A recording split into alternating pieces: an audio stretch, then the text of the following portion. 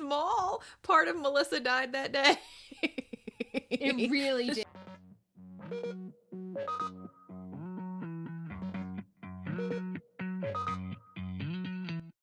Hey everybody, welcome back to Fandomly Speaking, where each week we speak randomly about fandoms. I'm Liza. And I'm Melissa, and this week we are getting random about MTV! Yes! So excited. We're very excited. So that's really exciting. I don't think there's spoilers about stuff from MTV, so I don't think we have to worry about that today. I do not think so. And just a warning, we are two middle-aged Gen X women. Well, middle-aged and Gen X kind of go together at this point. But we are two, at this point. It's been a while since I did this introduction. We are two Gen X autistic women. We have no plan. Woo! It goes where it goes. That's right. Yeah. And you have some info on why we're doing this today. I don't quite understand what happened to MTV over the past couple weeks. Right. So that was very confusing. Very confusing. So you may have seen a whole bunch of TikToks and whatevers, and even news stories about MTV shutting down. And there was some Gen X woman I follow on Instagram did like a whole funeral. But when I started researching MTV because of the end of MTV, which supposedly happened on New Year's Eve, it is not gone. Now, only the original MTV is still broadcasting. It is still just heavily reality programming, and there's like a New Jersey Shore. But with this whole Paramount merger situation, they shut down a lot of international branches of MTV, and I think the European version of MTV is gone, but the original MTV still exists. Still out there somewhere. But I mean, where is it? Like, would I have to go pay for cable or something to get that? I think so. I don't know if you anymore. can get. I've never seen it offered on a streaming. Me neither. So that's what I'm wondering. I don't know. Maybe it's a YouTube channel now. Well, who knows? But probably. Yeah, I bet you there is one somewhere. It isn't dead, but that's debatable, Melissa. I mean, I think that's debatable. I think it's in long-term care. Let's just put it that way. Yeah, but for the both of us, we have extreme teenage memories of MTV. So much of what developed our core self growing up was on MTV. So much. So we have a lot to talk about. And we realized that when we started talking about like our childhood and teenage favorites, and we were like, well, TV, it's like MTV. I mean, spent a lot of our teenage years like glued to MTV. Yeah. We had to know. But before we get to MTV, we took some time off. Thank you for being patient with us. I know you were also. Everybody's waiting. When is Fandomly Speaking coming back? We just needed, I think like the whole country, we just needed a minute. Yeah. And we need more minutes. Yeah. Things are tough, but hopefully we're going to bring a little laughter, some fun memories of your childhood and your teenage years today. And I didn't move very far from my sofa for 3 weeks, so I don't know. I don't know what you did. I didn't go very far from that area. I didn't see anybody. No, me neither. I didn't do anything. But what I did do in geeking while we were on the break was I watched the OA, so I did my homework. And Liza, you are watching The Vampire Diaries. I watched The Vampire Diaries. Oh, you finished it? Of course. Oh, not The Vampire Diaries. I'm sorry. Interview with the Vampire. Yeah, we both were like, that's The Vampire Diaries that I watched. And Liza was watching Interview with the Vampire. I watched Interview with the Vampire. You saw the whole thing? I did. Okay, so we can do our episode, so I'm not going to ask you anything now. Yeah. Oh my God. I'm so surprised you didn't text me, because you texted me one thing. And I was like, you got to that part too. Yeah. Anyway, so I watched the OA. And then I found, I think it was suggested to me when I finished the OA, there's another show on Netflix about time travelers-ish type thing called Travelers. Oh, okay. And it's 3 seasons because Netflix canceled it. I'm sorry, I'm having trouble making the words today. Canceled it, but because I think they knew they weren't going to get, we got a satisfying final episode. Oh, good. So that was good. And I do recommend that. I read Dan Brown's new book, The Secret of Secrets, which oddly enough, another thing about consciousness and our souls and what are we exactly. Right. That has been such a repeated theme. Yeah, you read a lot of that recently. In the last couple of months. You've been reading it. I've been coming across it. Even in places that I didn't think I would. One of the books we read for book club kind of touched on that a little bit. I was like, how weird. It's a book club book? Really? Yeah.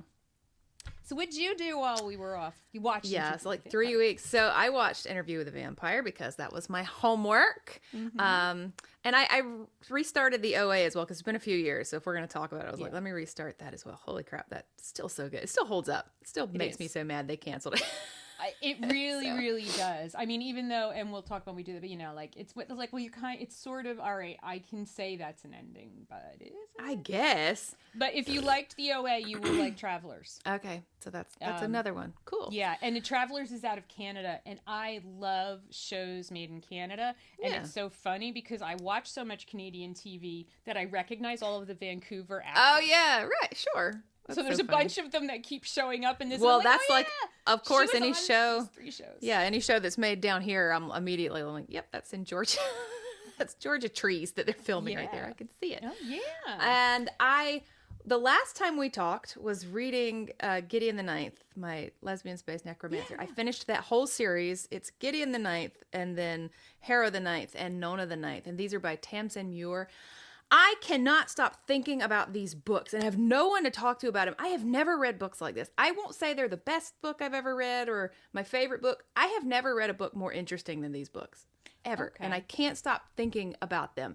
Like the second book, I told you, it M. Night Shyamalan to me from the first book. And I was like, what is going on? And then the third book is a whole different thing, but with the same people in the same universe. And it's a whole different character that you don't know what's going on. And even by the last page, I said, what the fuck just happened? That I was on Tumblr. Like, I haven't been on Tumblr in years. And I'm on Tumblr like, what is going on in this book? Wow. How do you recommend someone to read something that's so confusing? But it was so good and interesting. But now that has me intrigued. And as soon as I finish, I've been on like sometimes I just go on a diet of thrillers, 300-page thrillers. Yeah. So I'm kind of working my way. I mean, a bunch of 300-page thrillers that take place at a party. You know, once you read one, it just keeps recommending them. So, but I do need a series, so let me try that. Well, I've just never read books where all three are just so different from one another, but it's all the same story. Interesting.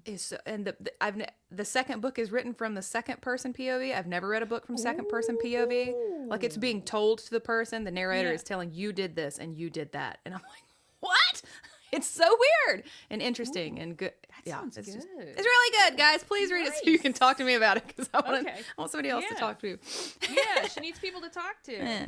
I do. So MTV. All right. Do we have what year it came out? Like what day did it start? 1981. I don't think I have the exact date. And what did it start with? Video killed the radio star. Yes. Mm-hmm. That's right. And I think that it's so ironic that we could go through a bunch of things that then killed MTV and then killed the video star. And it was. It's interesting how it came and went so quickly.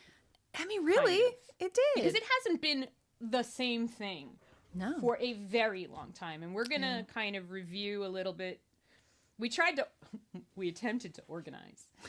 So there's like different eras of MTV. And then we're also going to share our experiences because they're different because it's 2 different decades. Yep. Different but similar. Yeah, so I did not have MTV in the early 80s because we only had network TV. So I didn't even see any of that. Were you able to see it back then? Yeah, we got cable right before I started freshman year in high school in 1981. Okay, so you were able to see it. Thank God. Lucky. And I think I said this in our teen stuff we watched when we were teenagers because I would have been so lost in high school if I didn't have MTV. Yeah.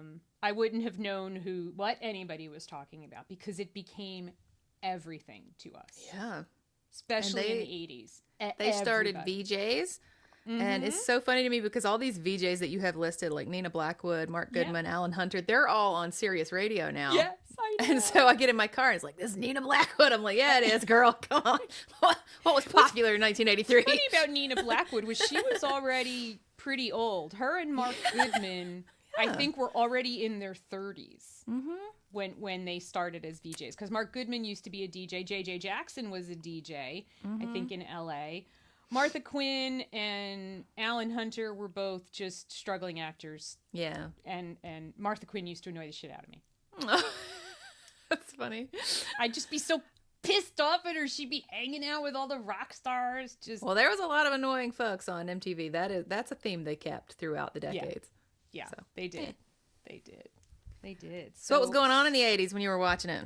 Well, when I was watching it in the 80s, so it was music. Literally music videos. It was literally music videos, commercials, and then the VJ would come on because they thought we needed, and they were right, like a DJ. Yeah, DJ. So they became VJs, which is kind of funny because later on that came to mean something else. We're so stupid. You know, in the beginning, like in the first year or so, there wasn't programming other than videos. And then as it started to become more of a cultural phenomenon, they then started, okay, well, let's do a countdown. So there was like a weekly top video countdown, and we'd all be like, and then they had artist spotlights. They started broadcasting concerts. But the coolest thing was world premiere video. Yeah. And you had, I mean, every teenager in America, there's a world premiere video Sunday at 8 p.m. Madonna's new video is dropping. And we were all like, everybody had to see it. It didn't even matter if you didn't like the band or the artist. You were like, world premiere video. Right. I have to know because we're all going to be talking about it tomorrow. That's right. You had to know what was going on. And like I said, cable was still very novel. Like everybody didn't have it for quite a long time. So that's like I was talking about, I think the last time we talked, that Comedy Central, when it started, just played stand-up comedians. I know. I mean, and so MTV, they were like, we're music television. We're just playing music all day, every day. Like that's all we're doing. And that's all they did for years. Yeah. And then they started to get a little more... but part of it was very pop oriented in the 80s. It was really, really pop oriented. And I mean, bands that blew up because of MTV, like Duran Duran, right? Like Def Leppard. Well, oh God, why did I just all of a sudden forget his name? Just all of a sudden. It's okay. I do it all the time. I'm just sitting here like I've been picturing him. He's saying Karma Chameleon. What happened in my head? Boy George, Culture Club. Culture Club. That's what I was trying to pull out. That would just not have blew been up because of how he looked and how cool he was, and Yeah. the videos that showed him. I mean, so many. And it people. became very quickly about what you looked like.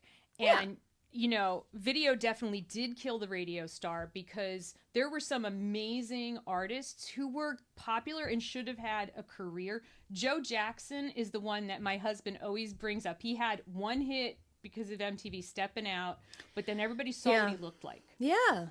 You know, and so there were a lot of artists that just... Billy Squier couldn't dance, and they kept trying to make Billy Squier, who was a great rock and roller. That man was a solid rock and roller. Yeah. They got him out there with no rhythm. But it's so weird to me because that's what happened with Milli Vanilli, right? This amazing voice, and they were like, "You guys are ugly. Let's get these really hot guys instead." And the thing about that is Fabian and the other guy, they could sing, but they didn't let them sing. And it's so strange. And so that's what happened to Milli Vanilli. They were like, we can't put these ugly guys out on MTV. No. So we're going to use their voice and this cute. Yeah, it became all about what you looked like, which I really think then drove a lot of the way things shifted. But there were ugly people as well. I'm sorry. Phil Collins was not a looker. Billy Joel was not a looker, right? Like they were. But they managed to use the video medium. Peter Gabriel, not a Peter looker. Gabriel also. Yeah, same. Peter Gabriel, I mean, Sledgehammer, right? They managed to, or the people around them figured out how to use video in a way that would still make them cool and popular. Yes, like the Dire Straits, right? Those videos were really cool. The videos looked good. They were good. They were really, really good. And I mean, Def Leppard, honest to God, there's really not a looker in the bunch, but I love them all. But really, if you objectively look at them, like maybe Rick Savage, the bassist, Rick Allen, the drummer, maybe, but they just look regular blokes, right? They're not. Yeah. But whoever did their videos produced these super high production videos, and the music was so good. So well, to us though, right? To us, because one of my favorite things to watch is Gen X moms showing their Gen Z teens videos from the 80s, and they're like, "What the hell is this? Why do they? Why do they look like that? Why are they saying that? What are they doing?" There's a one of my stupid favorite Motley Crue videos is For Too Young to Fall in Love, because it's a bunch of scenes that seem to be taking place maybe in China or Japan. It's very unclear. There's a lot of mixed symbology. It's just Asian. It's Asian. And I don't know why the boys from Motley Crue are in this situation. Yeah. Why they're kind of battling, I don't know, people in this. And then at one point, Tommy Lee like storms through someone's like house or whatever and just grabs some white rice out of the bowl and shoves it in his mouth and keeps going. It's one of those videos that you're just like, I don't know what the fuck I'm watching, but they look good. Yeah, they look great. It's a cool song. Well, we'll also go ahead and address the elephant in the room before we move on, that a lot of those videos had a lot of weird like young girls and like old men and young girls, or stalking, like looking through the window at you weirdness. So there was a lot of that too. It was very much a part of the culture. Yeah, a lot of songs about it. And then Steven Tyler put how old was Liv Tyler in that video? So 17, that was 18, 19. It was crazy. She was a teenager. It was crazy, and video. that was in 94, and Liv's a couple years older than me, so she was probably 17 maybe. Yeah. 18. I remember her being still teen. Yeah, she was teen. In her and Alicia Silverstone in a very lesbian erotic situation in her father's music video. Yeah, man. But he also got a mother to give him guardianship of a 16-year-old girl so he could take her on tour. He did do that. But the other things that happened in the 80s and I don't, there's no excuse. Listen to me, folks. There's no excuses here. I'm not making excuses for Steven Tyler. He didn't know her though, right? So in my opinion, I don't think he had fatherly affection for Liv Tyler, because he did not know her. He found out about her when she was a teenager. He didn't know. Like, I still think it was a really questionable choice. It's weird. It is. It's weird. And at the time, we thought it was weird. We were like, yeah, isn't that his kid? Yeah, we were like, wait, she's his daughter? Isn't that his kid? Ew. And maybe he was trying to give her a break. Like, he was trying to help her He out. did. I did, you know. Yeah, he did. But, yeah, so we're not excusing Steven Tyler or any of these other creepy men or the objectification of children.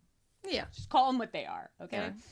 So the thing that they started to do was they realized that their general programming was very pop-oriented, light rock, you know, maybe slightly dance, but it really weren't diversified enough. So we got Headbangers Ball. Yes, I remember that. So I was getting it by then. So we apparently had cable at some point by then, because I do remember that coming on. Yeah, well, that started right as I was, like, that was my last year in high school. Because then I remember Headbangers Ball when I was in college was like, you know. And then Yo MTV Raps, which is so cringe as a name. Like, Yo MTV Raps.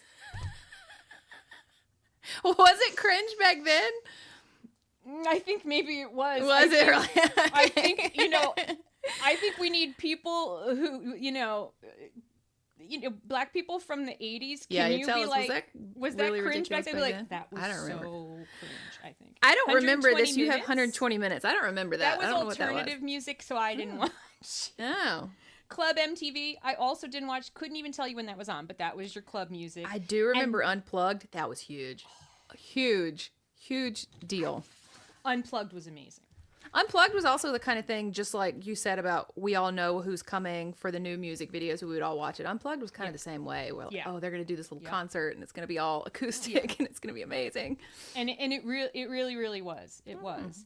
So then we move over to the 90s. So what were like the big things going on? Because it changed. You guys got a different it absolutely changed because they realized, hey, people watch this a lot more than just for the music. They're not putting it on like a radio. We need programming. So they started having some reality. I would say MTV invented reality TV. The Real World is the first reality TV show of like officially.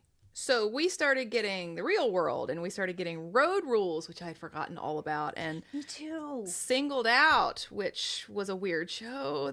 Was that Carmen Electra and Jenny McCarthy, or yeah, where they got their big break? Really interesting dating show. For better or worse. And then they decided they wanted to start filming Spring Break, which is questionable, but they filmed MTV Spring Break. So I need to tell everybody, I grew up down in deep, deep South Georgia, right on this Florida, Alabama, Georgia tri-line. So my closest beach was Panama City Beach. It's the beach we always went to. So I have been to many a Panama City Beach Spring Break in my lifetime. I've definitely seen MTV filming down there. I've definitely been part of that club crowd. It was Club La Vila and Club Spinnaker is where they filmed it. They were side by side, gross clubs. Really? Oh, That's so cool. Is it? I don't know. To me, it is because I was at home in Bloomfield, New Jerszy. I mean, now we have the Jersey Shore, which we will talk about later. Right. But well, during my college that wasn't exactly years, what it was like. I mean, during my college years, you know the girls that wear like shorts and crop tops and pass out like drink samples? Yeah. I was one of those. I did that in college, so I would go down there during spring break in college, and I worked instead of partying. But I was always there with the MTV crowd. Hey, I need to see pictures of you in short shorts and a crop top. No, you don't need to see that.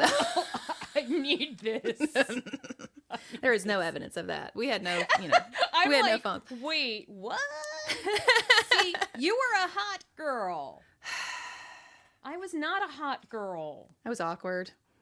If I was a hot girl, I would have been like on the stage, in the twerk contest or something. No, I was like passing out Sobe samples. Shorts and a crop top. I'm telling you right now, nobody would have asked me to hand out samples in a crop top. That's all I was doing. In college. So it was such a weird thing. So I got to see all of that firsthand. It's weird memories. But my point was, why were they down there? Spring Break was teenagers. That was a bunch of teenage girls. These teenage girls were part of this. They were filming girls in bikinis that were definitely under 18 years old and showing all the wild stuff. And they weren't getting consent forms to show this on TV. Girls Gone Wild, right? Oh, yeah. Girls Gone Wild. I went to Florida State University, and that's where Girls Gone Wild was filmed. Okay. So you know all about no consent forms. Nobody cares how old these girls are. Let's get them really drunk. Yeah. And they'll take their tops off. They'll flash people. They'll be really drunk, messy I drunk remember girls, seeing and then those we'll sell videos of it. Commercials and being like, "Oh, that's such and such dorm. Oh, that's the girl." Yeah, weird, huh? Florida's a weird place. Wow. A lot of dubious stuff going on in Florida in the 90s. Totally. So yeah, and I have another story. Let me just keep telling my own story. No, man, you got good stories. I got nothing. I think it was maybe 95. I met a boy, not like romantic, but I met a boy at Six Flags over Georgia where there was like a little music concert in the summer. And I met him, and we became pen pals because people did that back then. Like we were like, "Oh, let me give you my address," and we would send little letters. It wasn't romantic at all. Just he was a weird, quirky guy, and we sent letters. And then when The Real World New Orleans came on, I was sitting there one day, I'm like, I know him. One of the guys on Real World New Orleans I used to send pen pal letters to in the 90s. So strange. That's weird. It is weird. And he looked exactly the same. Weird. So Wow. I mean, The Real World, I think we're gonna talk a little bit more about some of these shows, but I mean, The Real World, MTV Spring Break was crazy. The other thing that became a huge cultural thing every year was the VMAs, the Video Music Awards. Yes, it changed. I mean, they still go on, right? They still do it. They still do it. Those were you had to be there because we have that list in here somewhere. There's a whole list of something like I found a list cultural moments. Oh, here it is. Mm-hmm. There they are. these are the things, and you probably remember these things happening, but you're like, was that the Grammys? Was that the No, what was mostly that? the VMAs. These all happened at the VMAs. Madonna kissing Britney Spears and Christina Aguilera. Okay, Yeah. think of what that was. Not even just the kiss. Okay, you've got Britney Spears, Madonna, and Christina Aguilera on stage together. Mm-hmm. And then they're making out. I know. What? This is where our boy Kanye interrupted Taylor Swift because he wanted to tell everybody that should have gone to Beyonce. That was the first time we saw that Kanye might have mental problems. Yeah, he was not and we quite didn't, all there. We didn't know that then. We thought he was just being extremely pro Beyonce, but that was the first time that he did something weird like that. And nobody's ever going to forget that. It became a meme before memes were really, huge. Yeah. I mean, it's not really, but it became a meme. Yeah. I'm gonna let you talk in a minute. Wasn't that what he said? Yeah, something like that. Yeah, Something like that. Something I remember when the Madonna, Britney Spears, and Christina Aguilera kiss. That was the 2003 VMAs, and I was a young adult. I was working in a real estate agent, and like grown people, to me they were old at that time, but grown people came in the next day like, "Oh my God, did you see the?" Everybody watched.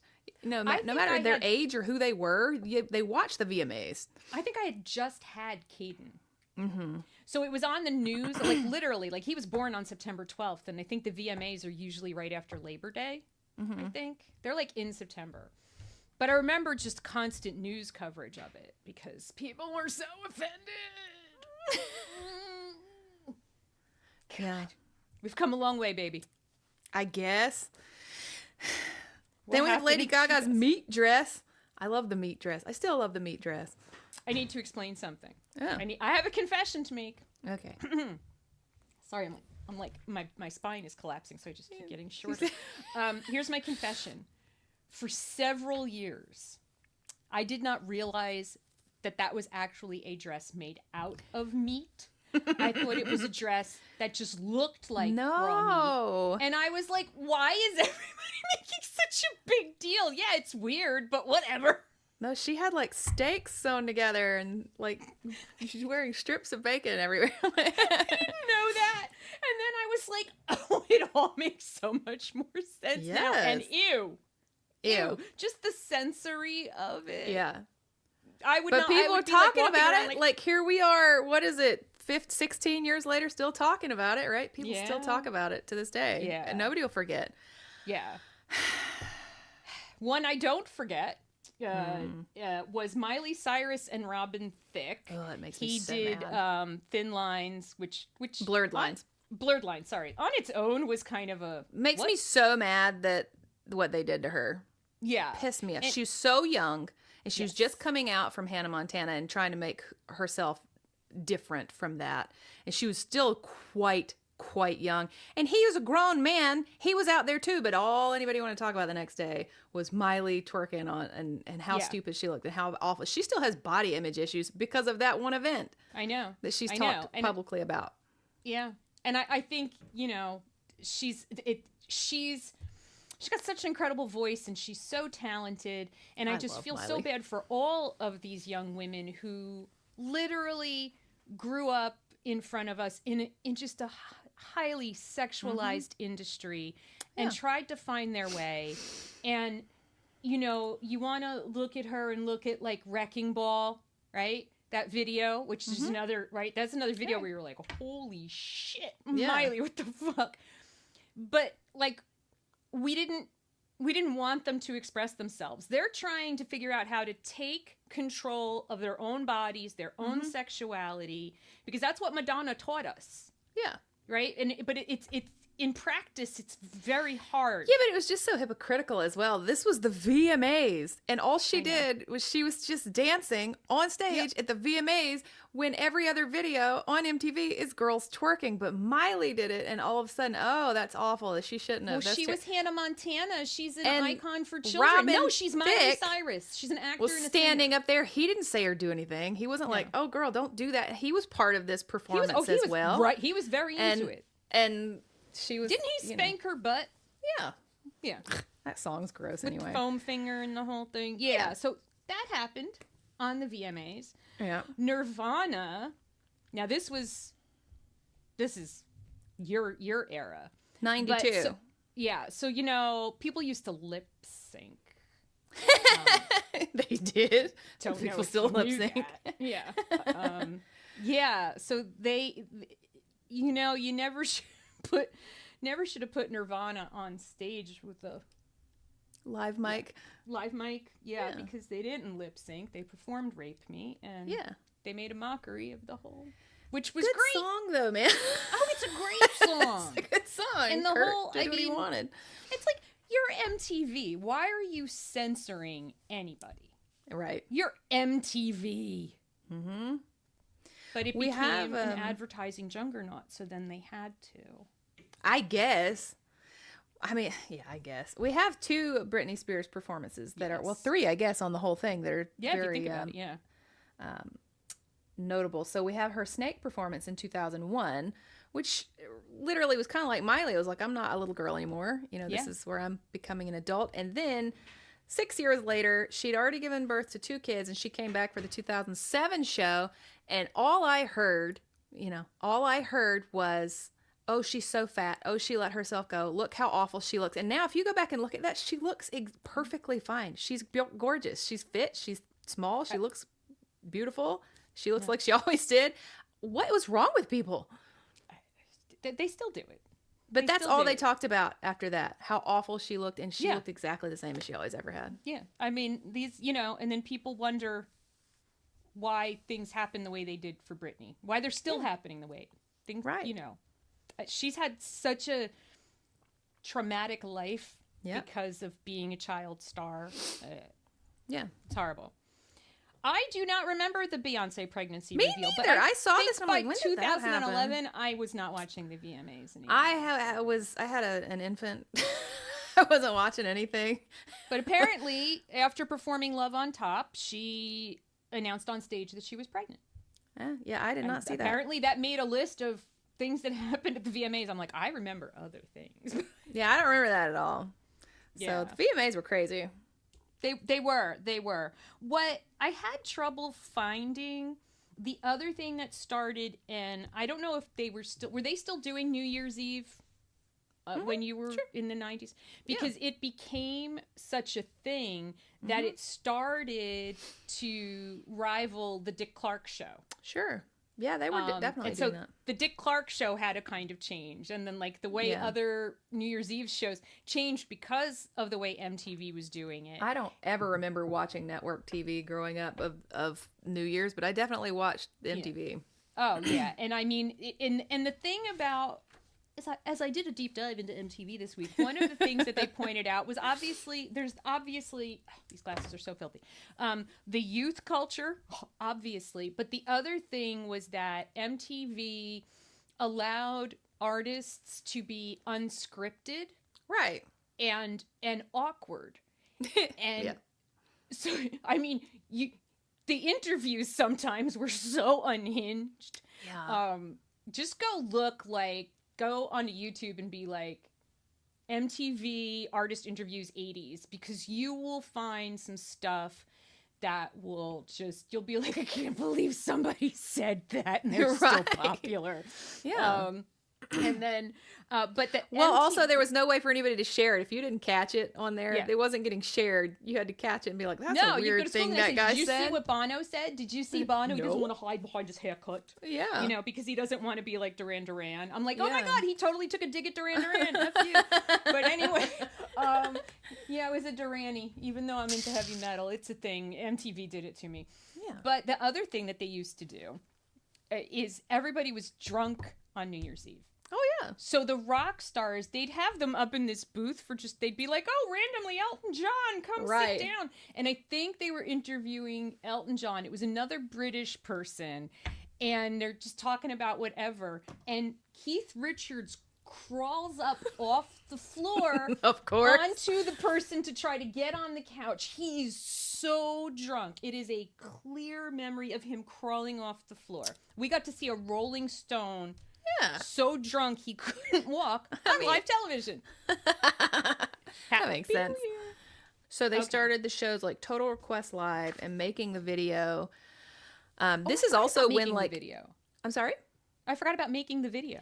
I think that those two specifically, TRL and making the video, I feel like these were in direct response to VH1 getting bigger. Yeah. VH1 started to rival them, and they started, like I was saying, put out shows like pop-up video and behind the scenes of the videos and stuff like that.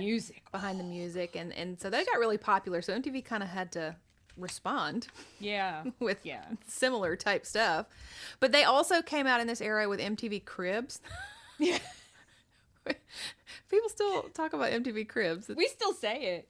Even Katie says it, and I don't think obviously he wasn't alive then, but I'll just be like, yo, MTV, this is my crib. It's my crib. Welcome to my crib. Welcome to my crib, right? Celebrity Deathmatch, which I feel like we need to bring back. Yep. I think that would be good. So. That would be really, really good. Like, I can't believe how many shows actually were happening. Mm-hmm. I forgot about so many of them, like Celebrity Deathmatch. Total Request Live though was huge. Mm-hmm, it was. It was in Times Square. Who was the Carson Daly? Yes, that's what it was. Carson Daly. I remembered a name. Yay! So excited. Who it made him a superstar though, right? At that time, he was just a superstar at that time. It's his whole career. Yeah. He still hosts. He's still an MC for everything. But that was such a every day. Now that was every day. Yes, and what was it? 5 o'clock, I think it started. I don't know, but it was. You could find it all the time. Yeah. Yeah. That was huge. And then it kind of fizzled. Nobody cared about that anymore. I don't remember Diary at all. Me neither. I don't know what that was. I'm not sure what that show was.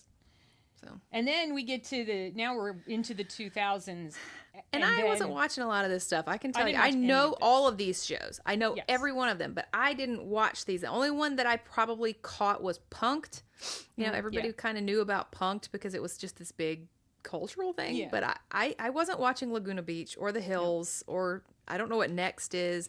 I know what Room Raiders was in my Super Sweet 16, but I didn't watch any of these shows. Yeah. I was surprised actually that my Super Sweet 16 started on MTV. Yeah. Mm-hmm. Because that moved over to the Learning Channel, which we now call TLC. It's so funny that it started as the Learning Channel. That used to be all educational, and now it's the shittiest reality TV any human can make channel.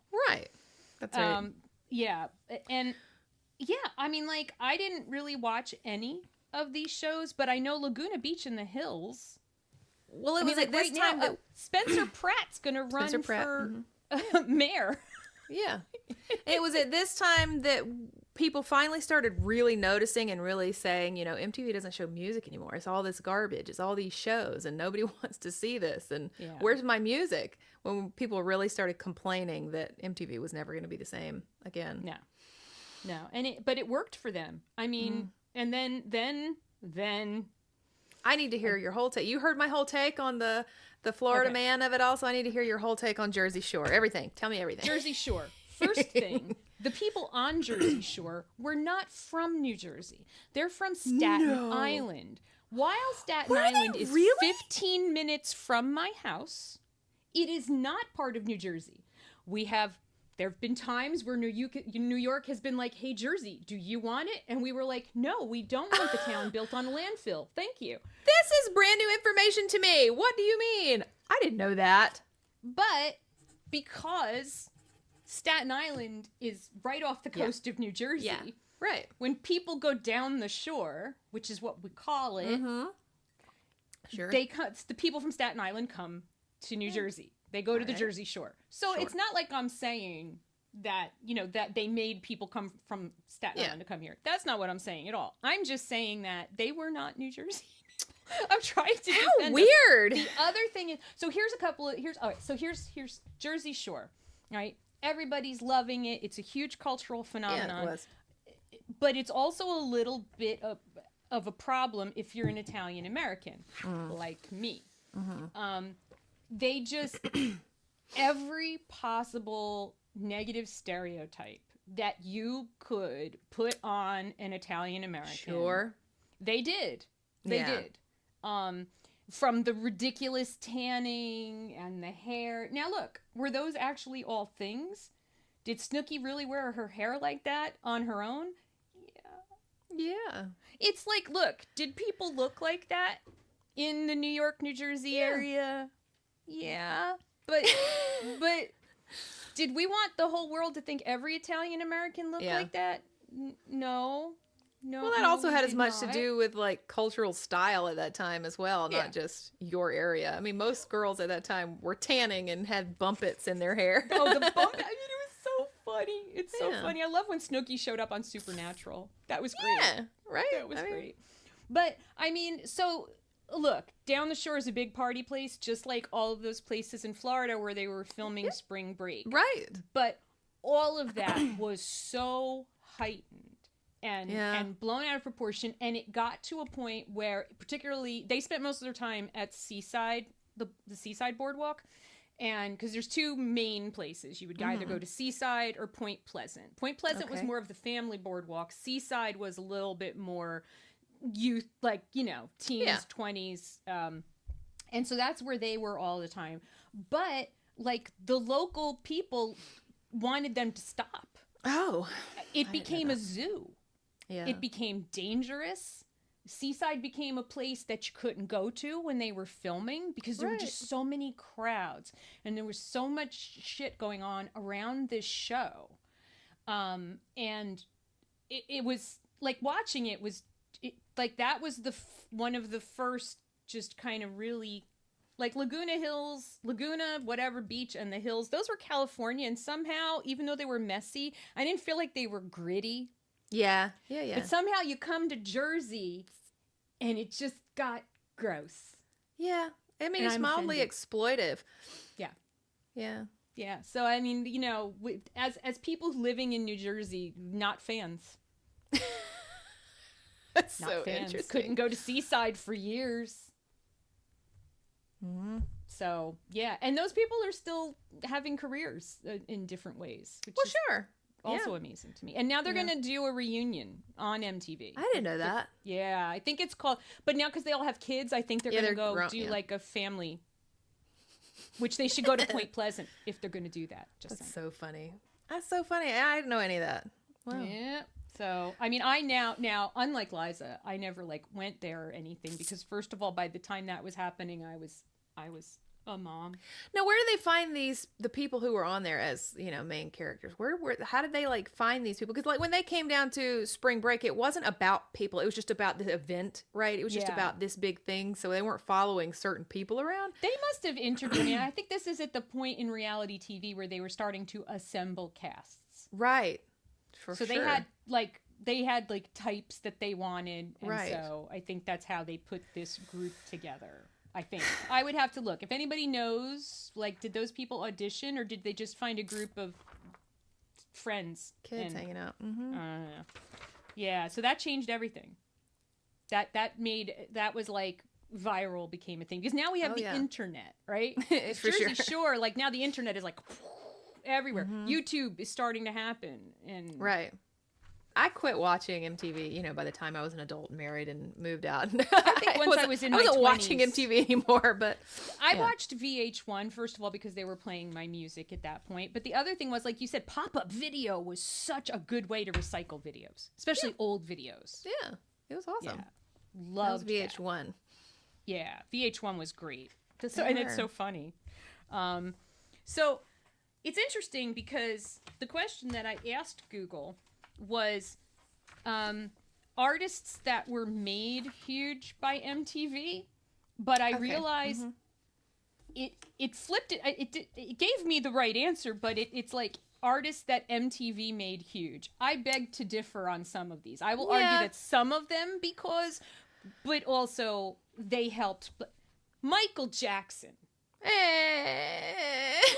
I feel like Michael Jackson was gonna be huge regardless, but Thriller. I'm talking everyone about got to see Thriller, you know. Everybody watched. And MTV how did I get to see Thriller? We did not have MTV when that came out. Oh, it went but everywhere. I saw it, right? It broadcasted. It got onto everything because it was so huge. But it was a world premiere video. And it's like, well, how long is that video? Like 11 minutes or something? It's long. Really long. It is. It's long. It's a lot going on there. I mean, that was huge. Yeah. And I don't think didn't they? What is the story? I can't remember. Didn't they not pay Vincent Price like royalties or something? Like he only got like that. They screwed him. Well, I mean, he was his choice. Like he chose to like like a flat fee instead of royalties or something like. I can't remember, but it's something like that. So he didn't get but a little bit for that part. They, but other artists. So Madonna. Yeah, I don't understand how she was so young and so smart. She used all of that to her advantage. She is where she is because she was smart enough to use all of that. And somehow she did like what Miley did, but she didn't get the crucifixion that she took. It didn't off-rail her career, already. you know? Like Well, they, yeah, I they guess looked so. at her as a grown-up. She'd already been performing. Like she comes out of the New York club And scene. she kind of flipped everybody off like, yeah, I don't care what you guys say. It's fine with me. I'm going to keep making my videos. And for Miley, it seemed to like really deflate her where she was going. And yeah. Well, they wouldn't let her grow up, whereas Madonna didn't. I don't think she had to. But yeah, but maybe she. so. She's so smart. Now I was kind of a prude when I was younger, and.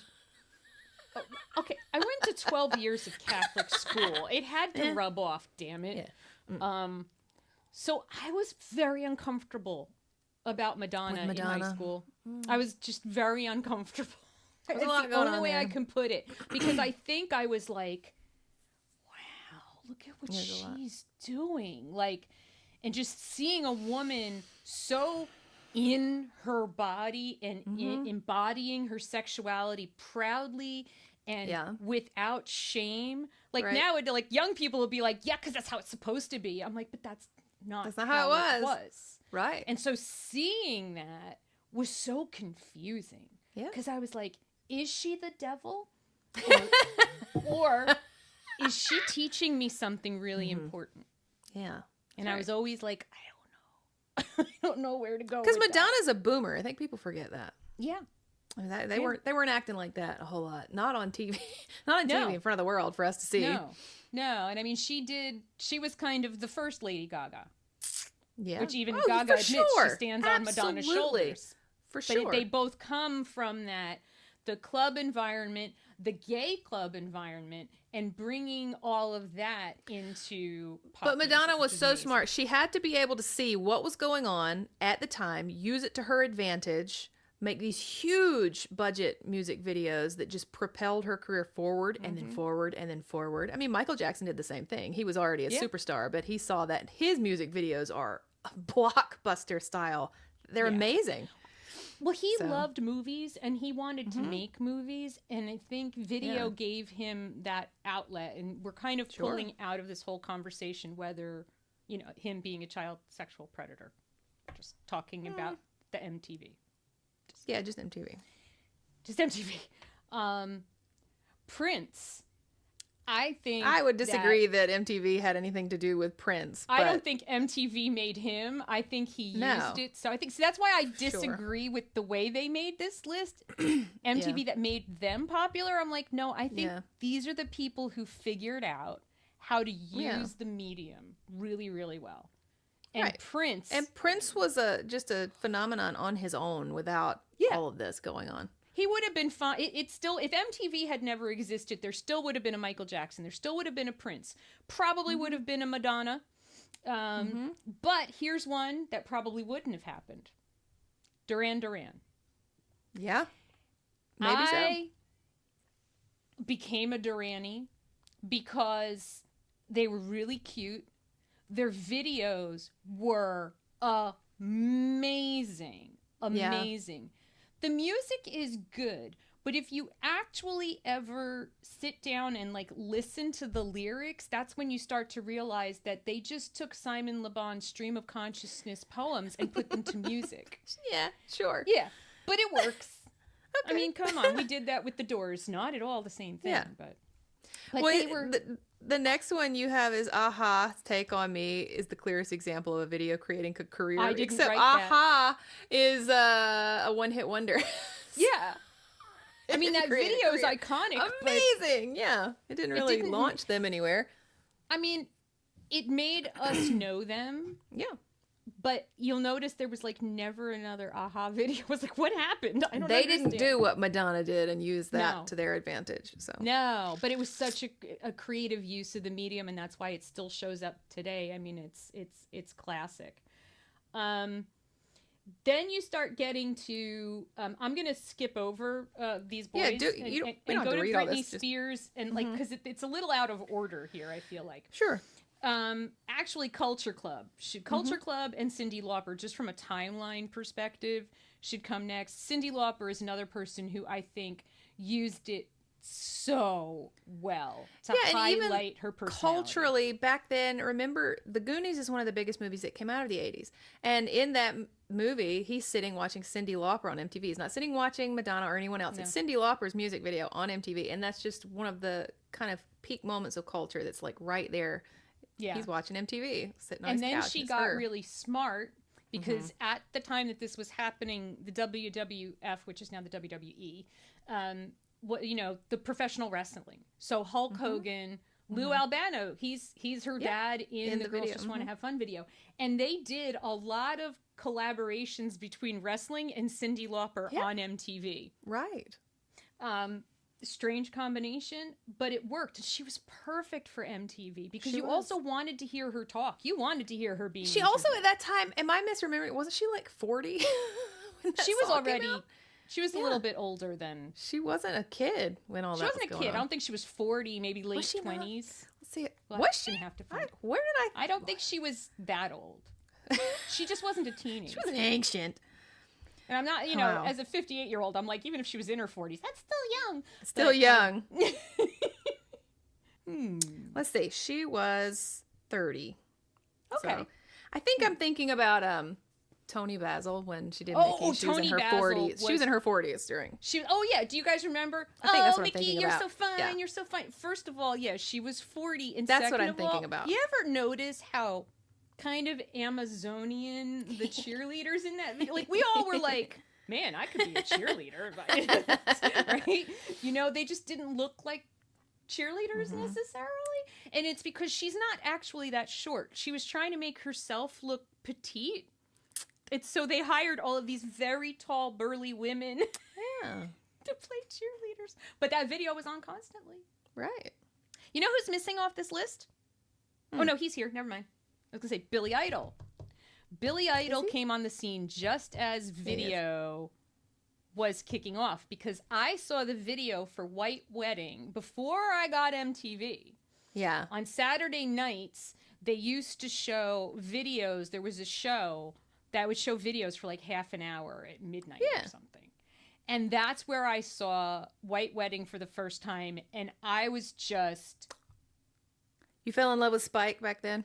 I fell in love with Spike. But the music was so good. So I went to the record store and I'm trying to find this record. And all I could get was an EP by Billy Idol, which doesn't even have White Wedding on it. Right. And then I'm like, oh my God, this is so good. Like, his music was really, really, really, really good. But he's another one who figured out, I've got a look. I'm going to use it. I'm going to use it. A lot of these that we have on here after this are the ones that are on my memories list. It's the same ones, same things. Yeah, it's interesting. It's interesting. Yeah, but Culture Club, Britney Spears, come on, hit me, baby, one more time. Mm-hmm. Isn't that what Toxic? People think? Yep. I mean, so many. I mean, Britney Spears was she's another one. She used it. Well, her team used it. Well, I was about to say, somebody used it. I don't know that Britney was making those decisions back then. Yeah. And then, George Michael. Yes. Wham. Wake Me Up Before You Go Go. So no one even noticed Andrew Ridgeley was there. I know. Like, that's what happened. People were like, no, we just want to see this guy. Right. So much. Yeah. And I love those videos. Gorgeous voice. Oh my God. The voice for, Turn a Different Corner. I don't know. It's just he's like sitting, it's black and white. He's got like a fuzzy sweater on and he's just gorgeous. And then do you remember when the Faith video came out? Yes. So I do. So good. That tushy. That little tushy. And the supermodels. I mean, he got the supermodels into his videos. I Want Your Sex. Yeah, I remember all of this. So although I don't know how I remember that, because like I said, we didn't have MTV at that time. Somehow I saw all this stuff too. Somehow you saw it, man. Yeah, It was we all saw happening. it. It was happening. But then again, people like Friends probably had MTV. You know, Yeah. that was the thing. If you didn't have cable, somebody had MTV at somebody's house that you were going to. Oh, definitely. You saw it after school. Definitely. And then from kind of around my era was Janet Jackson. Yep.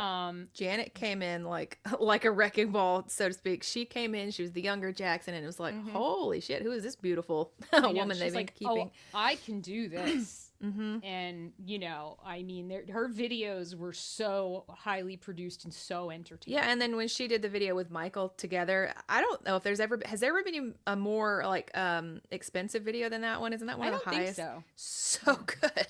Yeah, I mean, they did amazing things. Yeah, and then we start getting into and Bon Jovi. It's like Bon Jovi and Motley Crue aren't on here. I can tell you though, I don't remember any of their videos. I remember all their music. They had music in its own right. I don't remember their videos. They weren't for Bon remember Jovi. Bon They Jovi did just video. a lot of concert videos. They didn't do a lot of concept video. Yeah, I don't remember but that. Motley Crue was their people were trying to make them. And then after a while, they were like, "No, man, let's." It's so funny when you think about like hair bands. It was a lot of like crawling around on cars and girls rolling around in leopard print bikinis. What's called White Snake. White Snake with Tawny Katane. Yeah, that's right. Making love to a car. Yeah. What are you doing, girl? Why is she sliding off the car hood like that? What's going on? That's all I remember. That was trying to distract from how really unattractive he was. Yeah. I just forgot his name. It went right through. Nope, there it goes again. Oh, you know who is not on here, but I would say they had some amazing videos on MTV was Twisted Sister as well. Yes! Right? They're not on this list. Why are they not on here? We're not going to take it. That whole thing in the beginning with the guy from Animal House. A punch pin on your uniform. So good. They did, yeah. And then, like, they have, I mean, I don't know that Eminem, I think he would have been just fine without MTV, and I don't know. Yeah, I don't know that. I don't. Do you remember watching a lot of Eminem?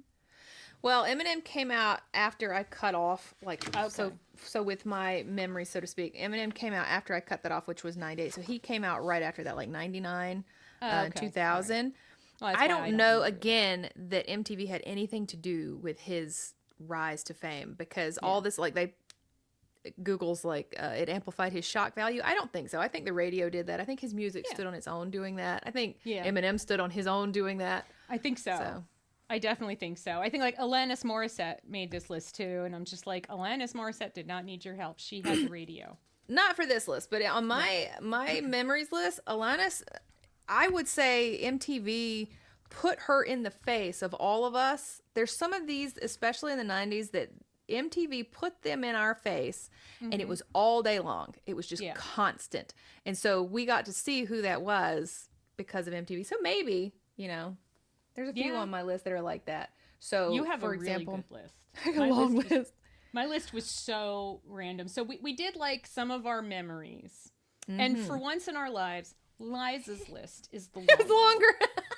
And this isn't even everything that was on back then. It was just the stuff that I remember listening to. Yeah, and some of these I've already talked about. But why don't you take us through some of your memories? So Nirvana, these are just what I remember from the 90s. Nirvana, they had Smells Like Teen Spirit, and I do feel like this made a shift in MTV. Like, I remember being in the South in the 90s, and it was all very preppy at my school, and then Nirvana Smells Like Teen Spirit came out, and then the next day everyone was wearing flannel shirts and ripped jeans. It was like a very different feeling just all of a sudden. Grunge took over out of nowhere, and so did Pearl Jam. Like Jeremy was on every hour at least. So I heard it yesterday on Sirius Radio. I was like, oh my god, still on. Red Hot Chili Peppers was everywhere as well. Yeah. It's very unfortunate how attracted I was to Anthony back then. Me too. Oh, God. You know what? But he had his shirt off all the time, and he was all really the time. built. He was running shirtless, slow on. motion, shirtless running. It was it's unfortunate when I think back on it. But it was all over. But I have Alanis on here because Jagged Little Pill came out in 95. And the album was so big, everyone had it, but it was on MTV. Every song almost on that album was on MTV. So she had a lot of music that year come out. Yeah. So yeah. She did that, and that album was so just that's amazing. one of those, yeah. And then they started, I feel like MTV helped bring punk to like kids like me with Green Day. Green Day got huge with Basket Case. So we started listening to a little of that punk, and Weezer. And funny thing is, Weezer has stayed back.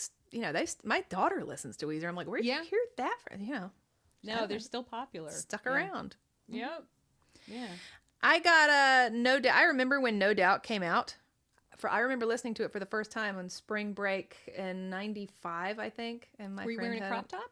I was not. I actually might have been. I could. Who knows? It was possible. For all I know, I wore a lot of crop tops back then. It was the thing. I'm really trying to visualize it. I need pictures. Swear to God. No.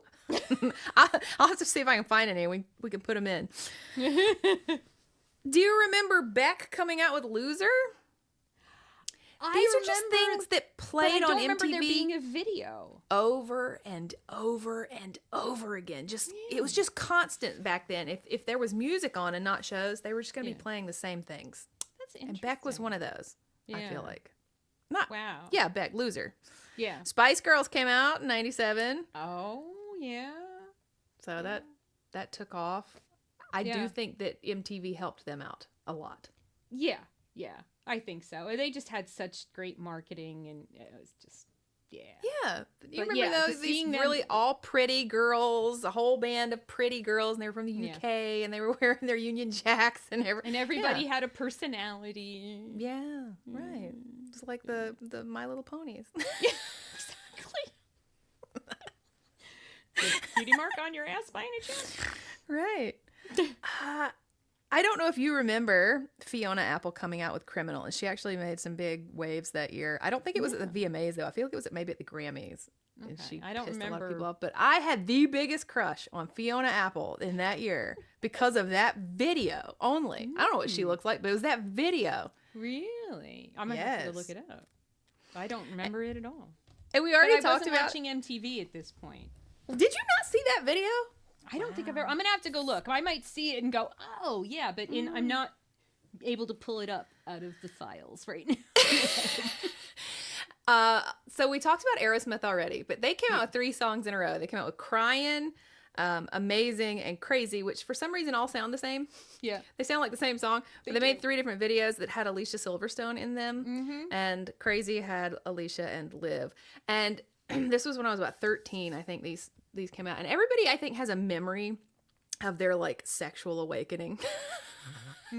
I would definitely say that mine was watching the video with Alicia Silverstone and Liv Tyler, and I was like, wow, look at that.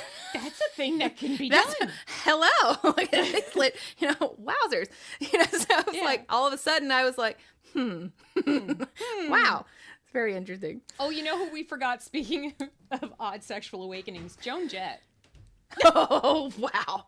Yes. And Joan Jett then came back around because of Wayne's World. So she had 2 times on MTV with videos for that song. Yeah, but she was like no one, I mean, actually she looked very much like Suzi Quatro, but nobody knew who Suzi Quatro was. So, I mean, seeing her look like that, I was just like, I'm intrigued. That was a way, I don't know, to me that was a way. Pat Benatar. Pat Benatar. Love is a Battlefield is the stupidest freaking video ever, and I feel so bad for Pat Benatar. But it's so good, though. It's the 80s garbage, right? I mean, and, that's such a classic video. Invincible is one of my favorites from the Billie Jean movie. Yeah. Oh, and Shadows, what is it? We're running with the Shadows of the Night, where she's like a World War II bomber pilot. I don't know. Okay. But this is the videos, right? They were so important. They were. We had a whole bunch of crap come out, like Hathaway, that was, What is Love? Oh, God. Baby, don't hurt me. Yeah. That Ace of Base came out.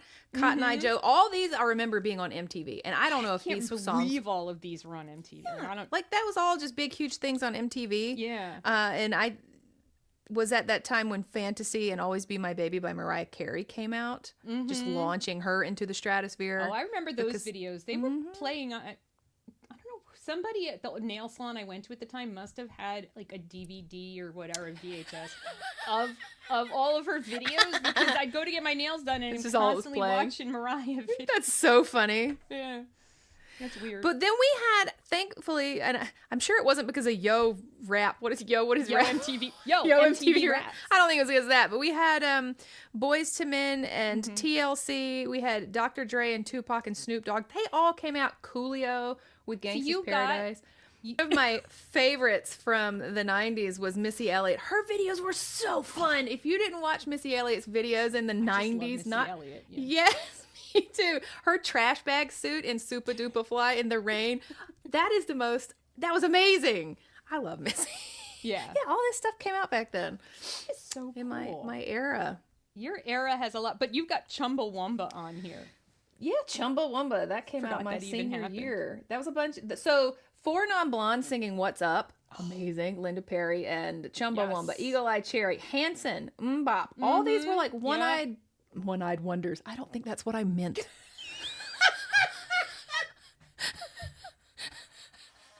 not what I meant.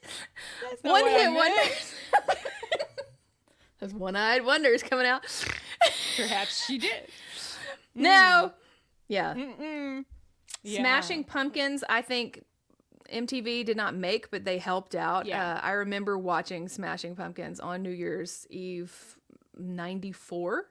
When 94, I remember Kissing a Boy to 1994. Smashing Pumpkins. They were just playing this over and over again on New Year's Eve. Right? Like, I mean, those are MTV memories from the 90s. Yeah. You had Jamiroquai too. Yeah, you had so much good stuff. Virtual Insanity, where the house was turning and he was just sliding all over the place. Oh yeah. That's that video. Oh my god. Bjork changed everything. Yes. Remember when she came up with the Grammys where she wore the swan? Yes, dress? before Lady Gaga, we had Bjork. You had Bjork. Just like, what is she gonna wear this time? What is she doing? She's so strange and interesting. She really Sheryl Crow, All I Want to Do. Oh yeah, that was on the radio constantly. Yeah, but here's what I think, and I have no proof that I'm right. I think that, how if a song like that played on the radio all the time, even if it was good, eventually you'd just be like, oh my God, I can't listen to this again. Yes. I cannot listen to this song again. That happened on MTV because they would play these songs over and over and over. So if you're watching a network and they're playing a show, you're going to watch the whole show. If they're playing music and after 3 minutes they play a song you've heard 10 times a day, you're like, I can't watch it. And you turn MTV. So that's, I think, must be why they started doing programming. Because people would turn the channel if a song they didn't like played, which was not good for them. No. And I think, it really became a problem. I don't know if there was a pay to play going on there. I'm not really sure. But there would be things that would be, like when you talk about heavy rotation on the radio, you're talking about maybe every couple of hours. On MTV, it was every hour. Yeah, sure. Every hour. I remember when Dancing with Myself came out. It's actually on the top of my list. Every hour on the hour.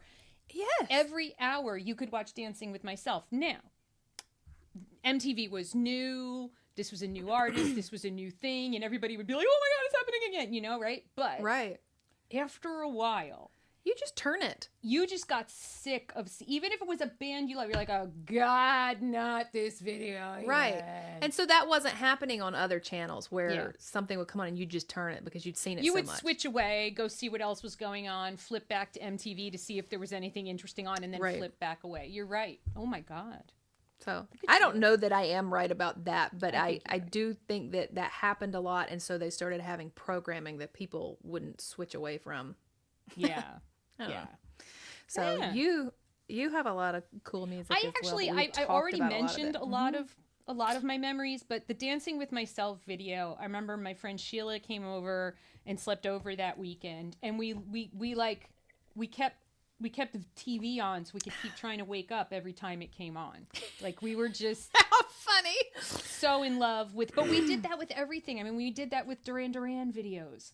Like, you do have Love Is a Battlefield on here. I do, yeah. Yeah, you do. So I had a lot of these things on here, right? But I mean, and that whole, like I said, the world premiere video. There's My Too Young to Fall in Love. I'm still baffled. Really, look it up, folks. Watch that video on YouTube and be like, what the hell? How did they even get them to do it? They were all really high, so it was fine. Oh yeah, sure. Like, I don't even think that thing that Tommy did with the rice was scripted. I think he was just so drunk at that point. He was like, I have rice. And just keeps going and throws the bowl. It's all very weird. I think he spits it out. The Romantics is another band. My favorite thing, you just put Romantics. Not attractive. They tried. They had Talking in Your Sleep. And they tried so hard to make that man attractive. Yeah. And you know who else got screwed like that? Loverboy.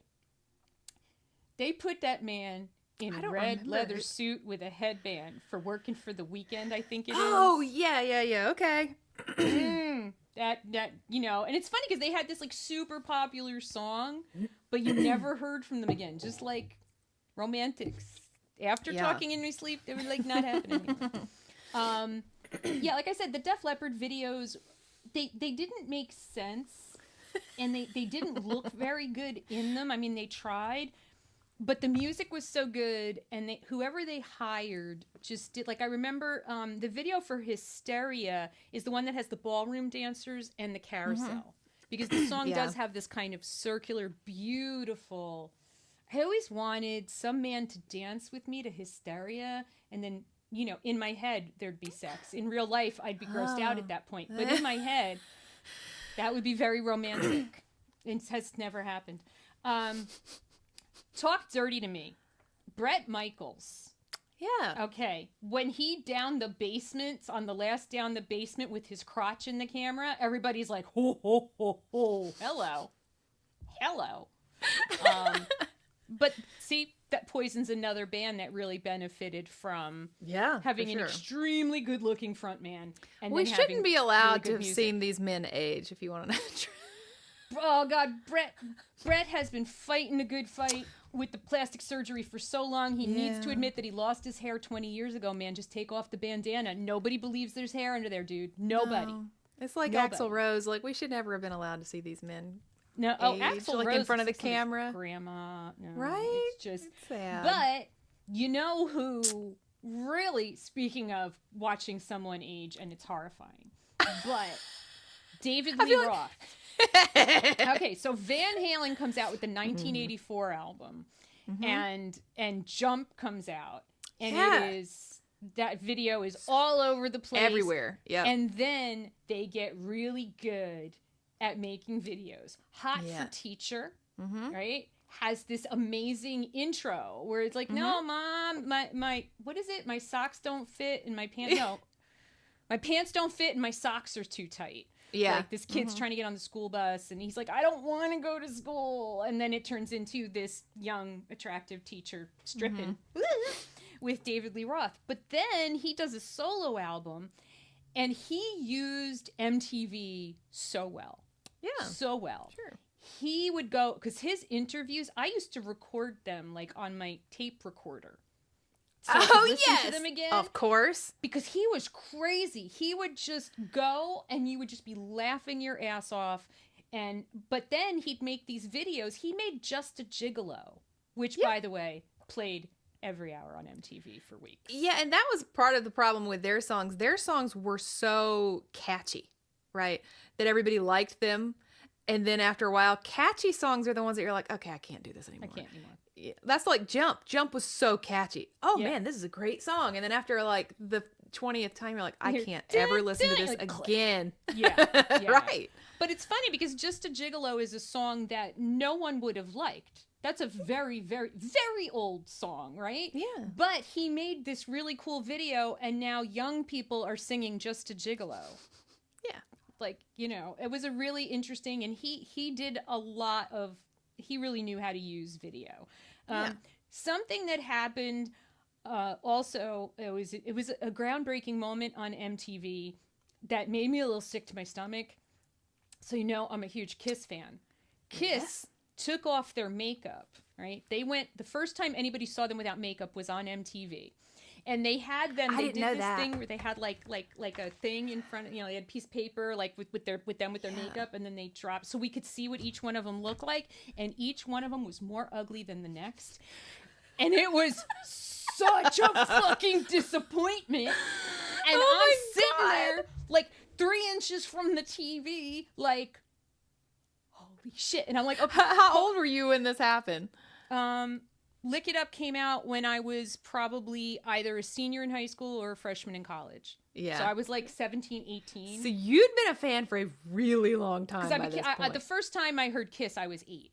Yeah. So like it's already been 10 years. At least 10 years. And I've had, I'm, just so in love with these guys. And I walk away from that trying to tell myself, okay, well, Paul Stanley wasn't that bad. He's a little too tan. I don't know what they bronzered the shit out of all of them. And they like bronzed him. So I don't know who did the makeup for that reveal, but they made these men look more homely than they actually are. And then they showed the video for Lick It Up, which is just so bad. That was one of those that I've watched a Gen X mom show their Gen Z kid, and the Gen Z kid's like, what is this garbage? You know what I don't understand? That's one of those videos, and there were a lot of these videos that were like these post-apocalyptic scenes, I guess because Mad Max and Road Warrior. Yep, that was really big. Mm-hmm. So now and Thunderdome then came out. So now we've got, which Tina Turner did the Thunderdome video, right? And she was in the movie. Right. But we have these sort of post-apocalyptic, because that in Lick It Up, I'm like, why are these women dressed in kind of neon shredded like loincloths with a lot of beads? They look tribal, but also this might be Brooklyn. I'm not really sure what's going on, and those men are hideous. Yeah. I feel like a small part of Melissa died that day. It really did. Paul Stanley was like, because you got to understand, as a Kiss fan, I would spend hours looking at pictures of them trying to imagine the planes of their faces without the kabuki makeup. Yeah. And I'm telling you, Paul Stanley was way better looking in my head. I wasn't sure about Gene, but I was really disappointed. But then what they did later on, so many years later, the band breaks up, gets back together, changes, they do all kinds of stuff. But in 1996, they did Kiss Unplugged. I didn't see that. There are some really great unplugged out there. I mean, yes, there are. Absolutely. That was some of the best TV they made. But those unplugged shows, you can still find them, obviously on YouTube. Amazing. But they're so good. They're so good. They were really big phenomena back in that day, too. Like, we really couldn't wait to see the unplugged. And I think just kind of a little shout out to, they're carrying on that vibe with Tiny Desk on YouTube. Oh, really? Yeah, I mean, I don't know even what that is. It's like, who's somebody I've seen recently? I don't know, just these artists with Tiny Desk, and they're singing kind of like that, their stuff behind, and it's kind of that similar feel to it, you know. Yeah, I think they're carrying on the feeling for today. The feeling, yeah. Mm-hmm. And I think even though we're not going to do an episode about VH1, we can't kind of talk about MTV without, we've talked about VH1. The other thing, we sort of mentioned it briefly, but VH1's Behind the Music is so powerful. Yeah.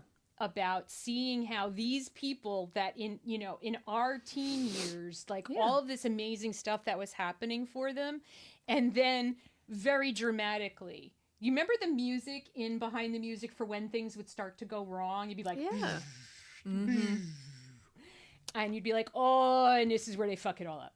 Yeah, that's right. You're like, oh, look, they got popular. They got everything. They're famous. They're having the time of their life. Oh, shit. This is where they overdose.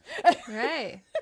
And then they had pop-up video, which had factoids the entire song. And for some little like teenage autistic like me who is in love with music and in love with music videos, to sit there and see these little factoids fed to me throughout the whole, it was so good. Yeah, it was so good. I was not a teenager anymore. I was grown up. I loved pop-up video. Yeah. Have you ever seen the movie with Drew Barrymore and Hugh Grant called Music and Lyrics? No, I haven't even heard of that movie. Write it down. That's so weird. It is one of our all-time favorite movies if we need to just feel good. Like, I just want to feel good. I just want to feel good. Of that one. Music and Lyrics. But Hugh Grant's character is kind of like Andrew Ridgeley from Wham. Okay. So he's the guy who gets left behind when the duo breaks up. But they did pop-up video. They did pop-up video of that band. Yeah. Like they did for Wham. Right. And it was just, I just thought that was such a cool thing to see happen in a movie. Because I'm like, oh, he's that guy. The Behind the Music and the pop-up video. Right. Yeah, makes sense. So, but it's, No, I haven't it's heard that. I'll really have to good. look it I up. love pop-up That's cute. video. I think I talked about the last time we were discussing what we were going to talk about today, that I not only watched MTV and VH1, but I also watched Much Music, which is Canada's MTV. Yeah. And I lived in Toronto after college for about a year, and I was like living in a hostel, like a backpackers hostel, and Wow. interning up there. And so I had all these like young, early 20s friends. And I can remember, because Toronto is where the head of Much Music is, I can remember in 2002, I guess, going in the pub and coming out just, drunk in the pub with all my friends, and they're having the Much Music Awards right there on the street. There's Shakira, there's Nelly Furtado, there's like just performing on the street for Much Music. I'd walk by the Much Music studios and see people performing in there all the time when I lived there. It's just such a weird thing.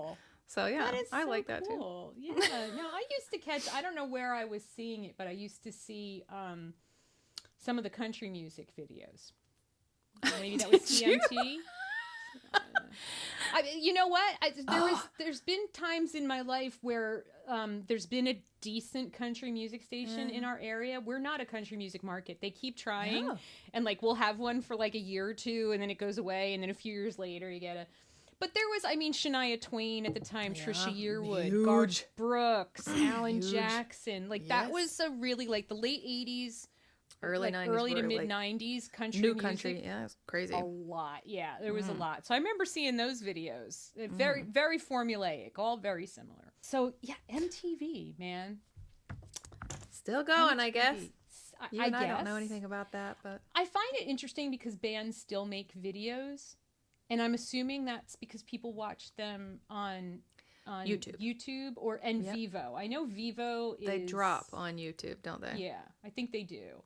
And they'll get huge. I don't know how they make money on that. I don't know who's making the money on that, knowing what you and I know about YouTube. I don't know how they do that. But they'll have in the billions of views, those videos, those music videos. Oh, yeah.